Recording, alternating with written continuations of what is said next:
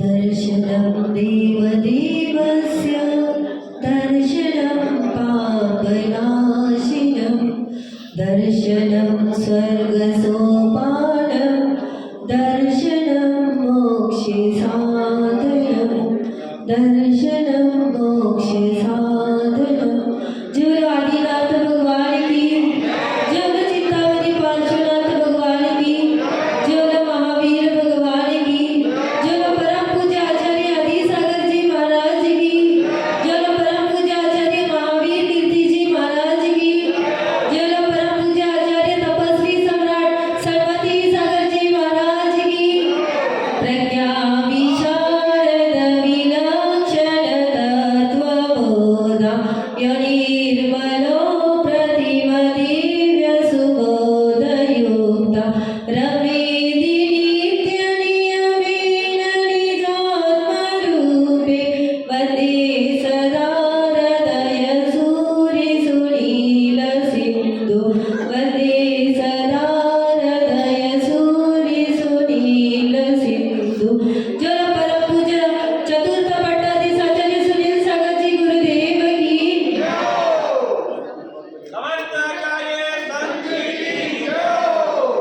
बड़ौद वालों का बहुत सौभाग्य है कि आज अंकलीकर आचार्य आदि सागर महाराज जी का 101 दीक्षा दिवस मनाने का सौभाग्य प्राप्त हुआ है। आपका परम सौभाग्य है कि इतने तपस्वी इतने महान आचार्यों का आपको दीक्षा दिवस मनाने का सौभाग्य प्राप्त हुआ है और उसी में इतने विशाल संघ का भी सानिध्य प्राप्त हुआ है। जो आदि सागर महाराज जी 7 दिन में एक बार आहार लेते थे और वो भी एक ही वस्तु का, मूंगफली ली तो मूंगफली का ही भोजन करते थे और बाकी और कुछ भी नहीं लेते थे। एक ही वस्तु का, वो भी सिर्फ 7 दिन में एक बार, है ना। और हम कितने बार खाते हैं? दिन में 7 बार।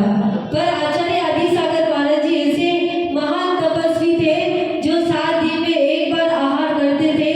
गुफा पर्वत नदी किनारे वे ध्यान साधना तप करते थे।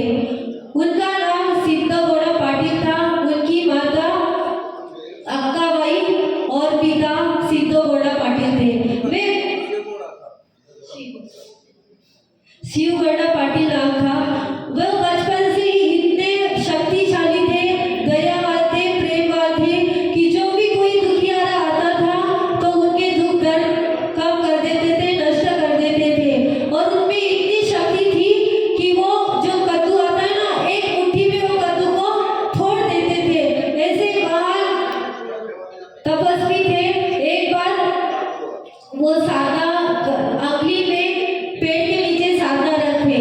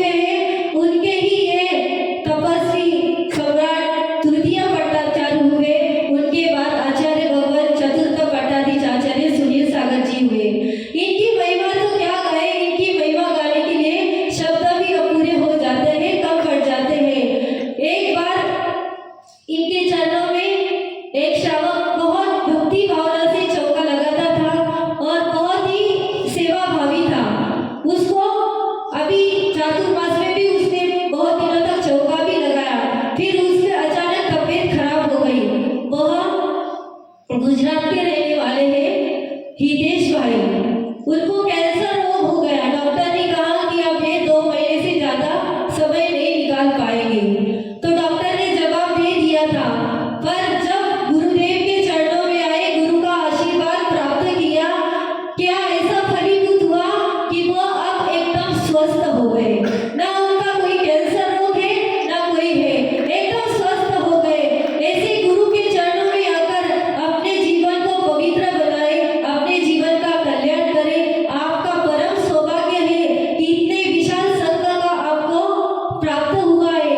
हमें गुरु सेवा करना चाहिए और सबसे महत्वपूर्ण है आहार दान। सब इतने पास पास में घर है, फिर भी हम चौका नहीं लगा पाते।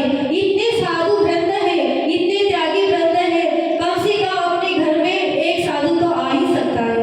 हम अपने स्वयं के लिए शुद्ध भोजन तैयार करें और उसी में एक साधु का प्रदान करके अपने जीवन का कल्याण करें और अपने जीवन को पवित्र करें। जो गुरु को आहार दान देता है वह अनंत कर्मों की निर्जरा को प्राप्त करता है। जो एक बार भी गुरु के हाथ में घास देता है तो वह मुक्ति को प्राप्त हो जाता है।